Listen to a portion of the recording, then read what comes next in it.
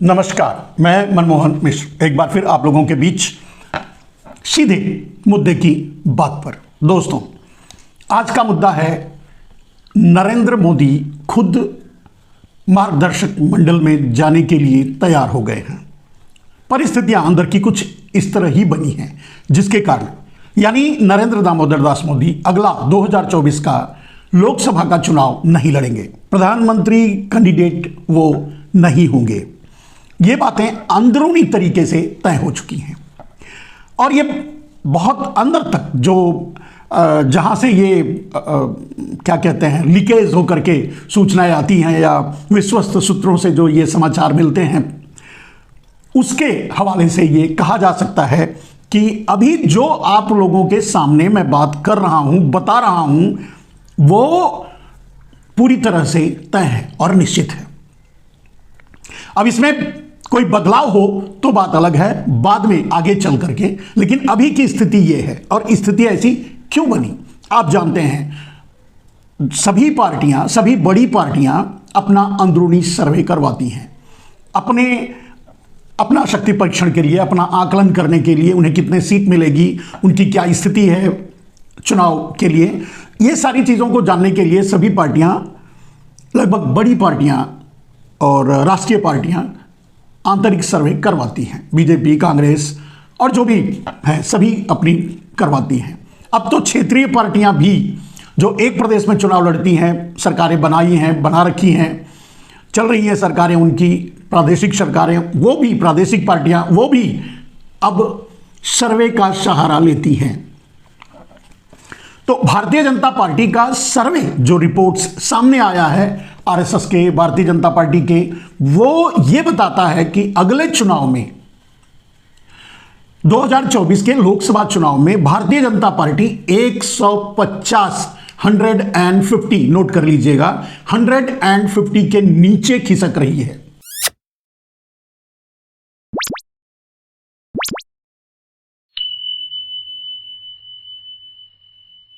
बहुत से लोगों ने आपको बताया होगा कुछ या जो भी या संख्या, आंतरिक सर्वे होता है उसका रिजल्ट उन लोगों के सामने है, वो सार्वजनिक नहीं करते, बड़ी गोपनीय होती है, लेकिन फिर भी उनमें से जो है वही बता भी सकते हैं जो बड़े पदों पर बैठे हैं, जो सर्वे करवाते हैं, जो सर्वे करते हैं। खैर, वो अलग बात है। तो 150 सीट के नीचे भारतीय जनता पार्टी खिसक रही है। अब सवाल यह है कि भारतीय जनता पार्टी अगर 150 के नीचे खिसक रही है, लेकिन सामने से तो इतना बड़ा तामझाम, इतना बड़ा तूफान, इतना बड़ा तोड़फोड़, इतना बड़ा खरीद फरोख्त और इतना बड़ा धन, सब कुछ है आज भारतीय जनता पार्टी के पास, लेकिन जनाधार नहीं है। ये अभी जो चुनाव हुए पिछले मध्य प्रदेश, छत्तीसगढ़, राजस्थान, उसमें भी भारतीय जनता पार्टी हारी ही थी। ईवीएम के जरिए उसने चुनाव जीता। यहां भी जब रिजल्ट उनके सामने है 150 सीटों के नीचे जब भारतीय जनता पार्टी खिसक रही है, तो तोड़ फोड़ करके या बेईमानी करके या सिस्टम का बेजा इस्तेमाल करके या दूसरी पार्टी के, विपक्ष के बड़े नेताओं को जेल में भेज करके भी भारतीय जनता पार्टी का सर्वे यही कह रहा है कि इसके बावजूद भी भारतीय जनता पार्टी को 150 सीटों से नीचे मिलेगा। सर्वे में डेफिनेटली ये पूछा जाता है, कारण भी सर्वे में ये भी पता लगाया जाता है कि नेक्स्ट स्टेप क्या होना चाहिए, क्या किसको बदला जाए, किसको किया जाए, ये सारी चीज़ें सर्वे में पूछी जाती हैं। एक दो नाम और प्रशस्त किए जाते हैं, क्या इनके नेतृत्व में पार्टी को कितना सीट मिलेगा, कितने लोग वोट देंगे, इस तरह के बहुत से सवाल जो क्रिटिकल सवाल होते हैं वो सर्वे में शामिल किए जाते हैं, जिसके आधार पर एक डेटा तैयार किया जाता है। आज की स्थिति ये है कि भारतीय जनता पार्टी 150 से नीचे खिसक रही है। उसका सबसे बड़ा कारण अगर कोई है तो नरेंद्र मोदी है। नरेंद्र मोदी के हटाने के बाद अगर नरेंद्र मोदी हट जाते हैं, तो नरेंद्र मोदी को हटा दिया जाता है, तो नरेंद्र मोदी चुनाव नहीं लड़ेंगे, नरेंद्र मोदी चुनाव से दूर रहेंगे। इसके बावजूद भी कोई ऐसा नाम नहीं है भारतीय जनता पार्टी में जिसको आगे करके ये पूरा ग्रुप यानी भारतीय जनता पार्टी का पूरा कुनबा किसी और नाम को आगे करके चुनाव में बहुमत हासिल करने की स्थिति में नहीं पहुंच रही है।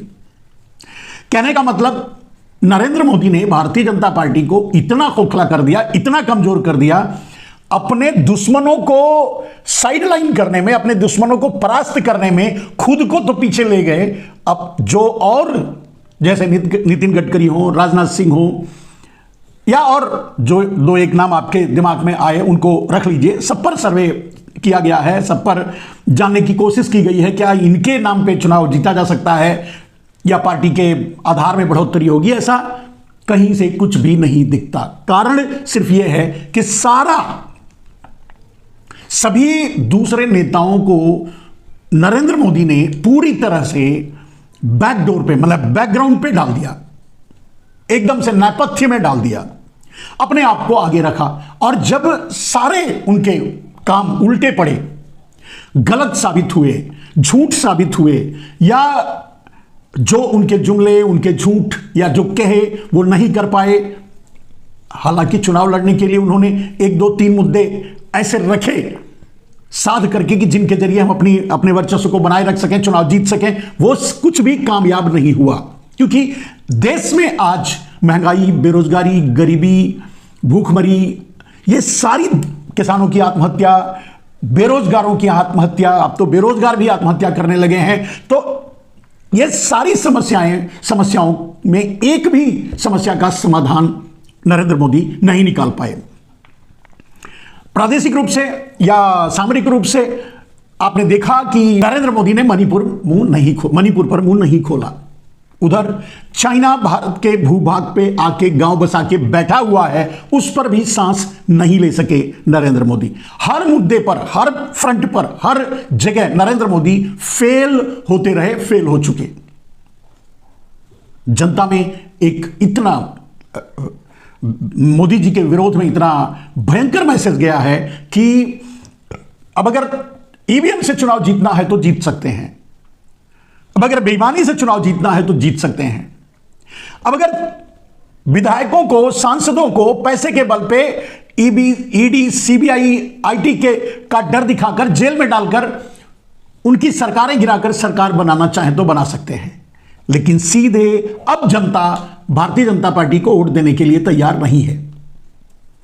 इसलिए नरेंद्र मोदी के सामने एक ही विकल्प बचा, वो है कि नरेंद्र मोदी खुद रास्ते से हट जाएं और मार्गदर्शक मंडल में चले जाएं।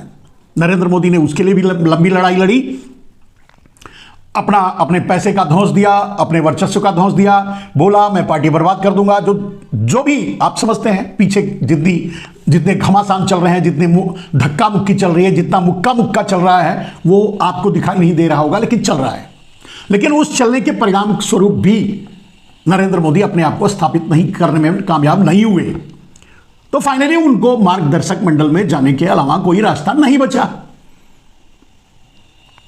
उन्होंने भी अपनी चाल चली, शर्त रख दी कि मैं पीछे से मदद करूंगा, पैसे से तो मदद करेंगे ही नहीं नरेंद्र मोदी, क्योंकि सब कुछ लूटपाट करके तो वही रखे हैं। अभी बहुत से माल कई जगह और दूसरी जगह छुपा करके भी रखे हैं। उस माल का भी हवाला दिया कि भाई ये सारे माल आप लोगों को मिलेंगे, या देश को, मतलब हमारी पार्टी को मिलेगा, लोगों को मिलेगा, लोगों को मने आम आदमी को नहीं, मतलब उनके अपने लोगों को मिलेगा। खैर, पैसे का खेल, पैसे का मेल, पैसे का सब कुछ होने के बावजूद भी नरेंद्र मोदी अपनी बात मनवाने में कामयाब नहीं हुए। तो अमित शाह को आगे किया कि अमित शाह 2024 में प्रधानमंत्री बनेंगे अगर भारतीय जनता पार्टी बहुमत साबित कर पाती है, चुनाव जीतती है। तो अगर बहुमत से बहुत पीछे रह जाती है, अगर कोalition सरकार बनानी पड़ती है, तब यह शर्त रखा जाएगा, मतलब यह किया जाएगा कि अमित शाह को भी पीछे रखा जाएगा, किसी और को आगे किया जाएगा जो दूसरे घटक दल यानी एनडीए के दूसरे लोग हैं, कम से कम वो स्वीकार करें। क्योंकि एनडीए में जो आज हैं वो सब गन पॉइंट पे हैं, वो सब मनी पॉइंट पे हैं, वो सब डर पॉइंट पे हैं, वो सब ब्लैकमेलिंग पॉइंट पे हैं।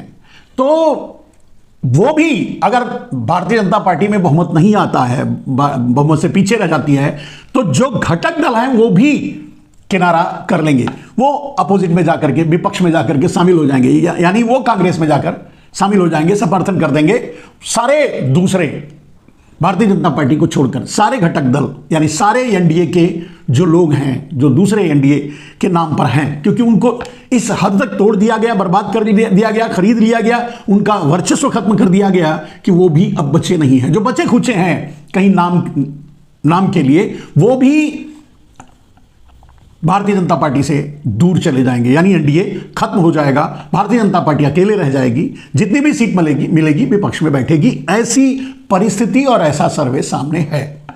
और उसके लिए अगर किसी को जिम्मेदार सर्वे में है, उसके लिए अगर किसी को जिम्मेदार ठहराया गया है, तो वो है नरेंद्र दामोदर दास मोदी। अब आप ये अंदर की बात जाने दीजिए, भूल जाइए अंदर की बात, सर्वे की बात, विश्वस्त सूत्रों से जो आई खबर, ये सब कुछ दूर रखिए। आपको क्या लगता है? आपको भी यही लगेगा कि परिस्थितियां कुछ ऐसी ही हैं।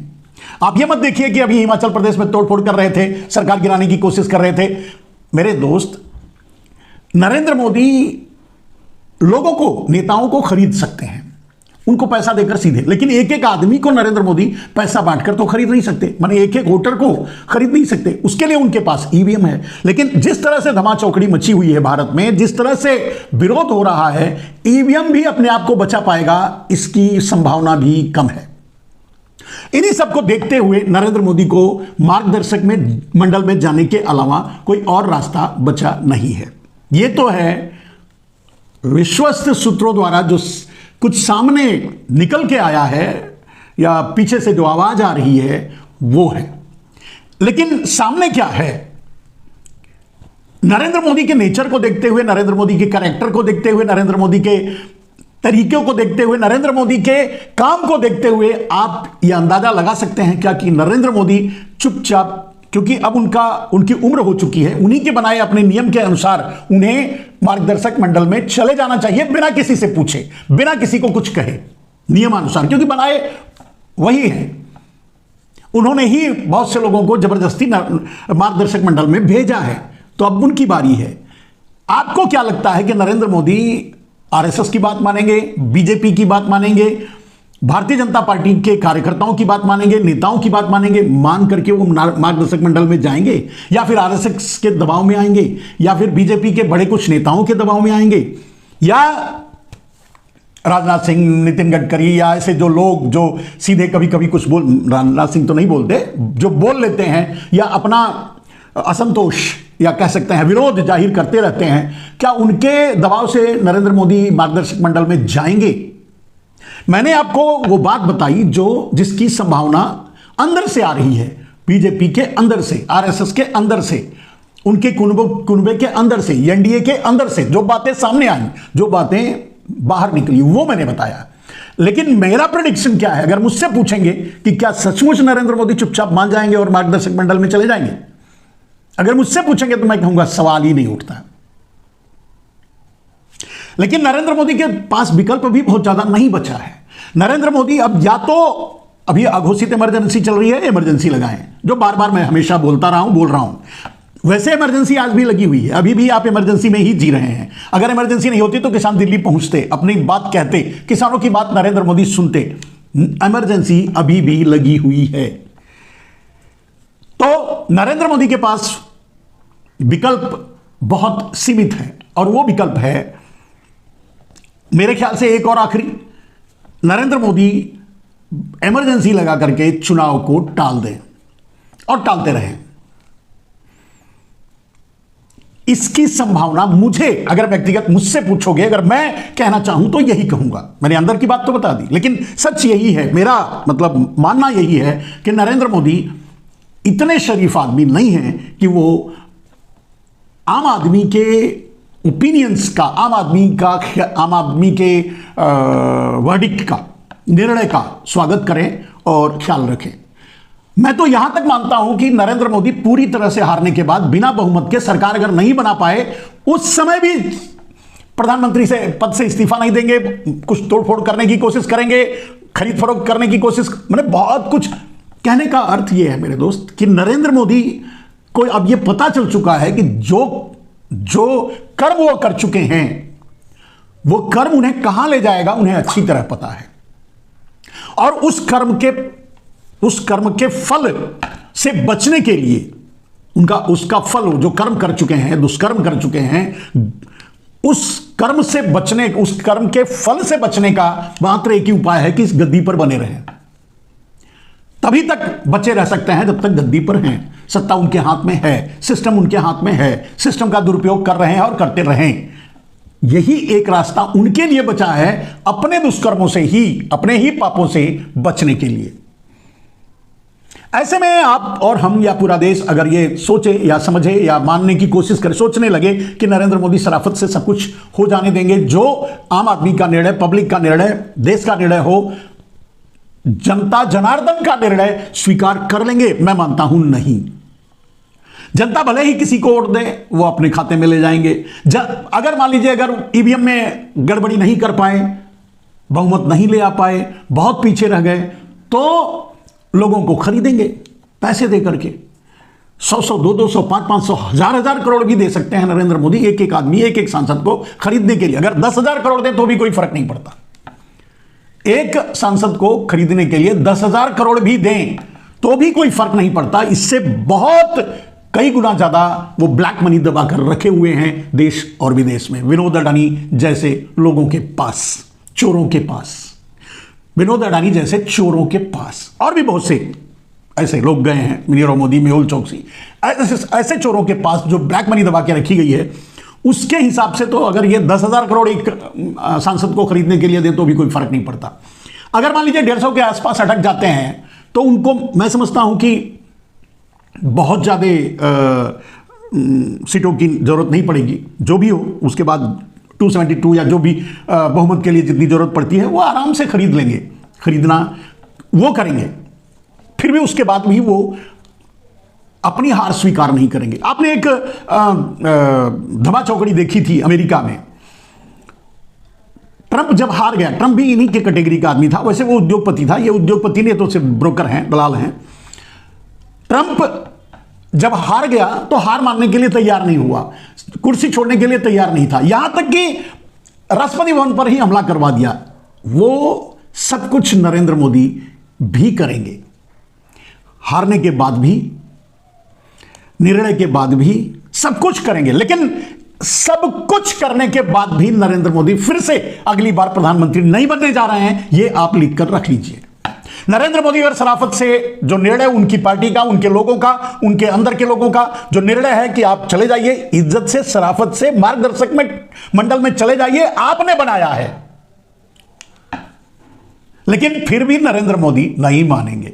मैं तो समझता हूं कि अगर बारी जब नरेंद्र मोदी की मार्गदर्शक मंडल में जाने की आ रही है, मैं समझता हूं नरेंद्र मोदी मार्गदर्शक मंडल को ही भंग कर देंगे। अगर मंडल कोई है तो, अगर मंडल है तो भंग कर देंगे। मार्गदर्शक मंडल में जिसको उठा उठाकर फेंक फेंक कर डंप किया था, सबको फिर से बुलाकर चुनाव लड़वाएंगे। वो मार्गदर्शक मंडल में नहीं जाएंगे। मेरा उनके लोगों का मानना है, उनके लोगों का कहना है, उन पर दबाव है, वो मान भी रहे हैं, जाने के लिए भी तैयार हैं, लेकिन ये सब कुछ नाटक और नौटंकी है। मैं नहीं समझता कि नरेंद्र मोदी इतनी शराफत बरतेंगे। जो नरेंद्र मोदी पूरे देश को धोखा दे सकते हैं, पूरे देश से छल कर सकते हैं, पूरे देश को से झूठ बोल सकते हैं, पूरे देश को बेच सकते हैं, वो नरेंद्र मोदी भारतीय जनता पार्टी को भी बेच सकते हैं, भारतीय जनता पार्टी से भी छल कर सकते हैं, मतलब आरएसएस और उनका पूरा कुनबा, उनसे भी छल कर सकते हैं, उनको भी बेच सकते हैं, उनके साथ कुछ भी कर सकते हैं। जो उनका पैटर्न रहा है, जो उनका तरीका रहा है राजनीति में अपने आप को बनाए रखने का। तो मेरे दोस्त, जो बात सामने आ रही है वो ये है कि नरेंद्र मोदी मार्गदर्शक में मंडल में जाने के लिए तैयार हो गए हैं, अमित शाह को प्रधानमंत्री बनाने की योजना बना रहे हैं, इस तरह की बात। लेकिन ये इसे मैं खुद मानने के लिए, आपके सामने तो मैंने रख दिया, लेकिन मैं खुद मानने के लिए तैयार नहीं हूं कि नरेंद्र मोदी इतनी शरीफ हैं। इतने शरीफ तो नरेंद्र मोदी नहीं हो सकते। नरेंद्र मोदी इतनी आसानी से गद्दी नहीं छोड़ सकते। अब ट्रंप की तरह संसद पर हमले करवाएं, करें, बाद में वो क्या करेंगे, खरीद फरोख्त से लेकर के, हमलों से लेकर के, जो भी करना है जो करें वो कर सकते हैं, लेकिन पूरे मार्गदर्शक मंडल का पूरा प्लान ही कैंसिल कर सकते हैं, पूरा कॉन्सेप्ट ही बदल सकते हैं, और अपना अगर उनका कोई संविधान होगा भारतीय जनता पार्टी का तो उसे बदल सकते हैं, जब वो देश का संविधान अपने हित के लिए बदलने के लिए तैयार हैं और बदल रहे हैं। देश को लूटने के लिए देश का संविधान जब नरेंद्र मोदी बदल रहे हैं और बदलने के लिए तैयार हैं, तो वो अपने आप को राजनीति में बनाए रखने के लिए क्या नहीं कर सकते। सिर्फ यही बात नहीं, जब वो तब तक सुरक्षित हैं, सेफ हैं, यानी कानूनी सिकंजा, कानूनी पंजा, या यही ईडी, सीबीआई, आईटी उन पर तब तक रेड नहीं डालेगी, उनसे तब तक पूछताछ नहीं करेगी, उन पर कोई कार्रवाई नहीं करेगी जब तक वो प्रधानमंत्री की कुर्सी पर हैं। यानी प्रधानमंत्री की कुर्सी पर हैं तो सेफ हैं। वरना यही ईडी, सीबीआई, आईटी जो मोदी के कहने पे लोगों को जबरदस्ती जेल में डाला है, लोगों को फंसाया है, लोगों को परेशान किया है, लोगों से उनकी कंपनियां छीनी है, अडानी को दी हैं, दिलवाई हैं, जो सारे अपकर्म, सारे दुष्कर्म, सारे पाप कर्म नरेंद्र मोदी के कहने पर ईडी ने, सीबीआई ने, आईटी ने किया है, वो कानून का पालन करते हुए भी करेंगे। कम से कम कानून का पालन करेंगे, उतना ही काफी है। तो कानून का पालन करते हुए तो कम से कम ईडी, सीबीआई, आईटी तो वो काम करेगी और उसमें नरेंद्र मोदी फंसेंगे।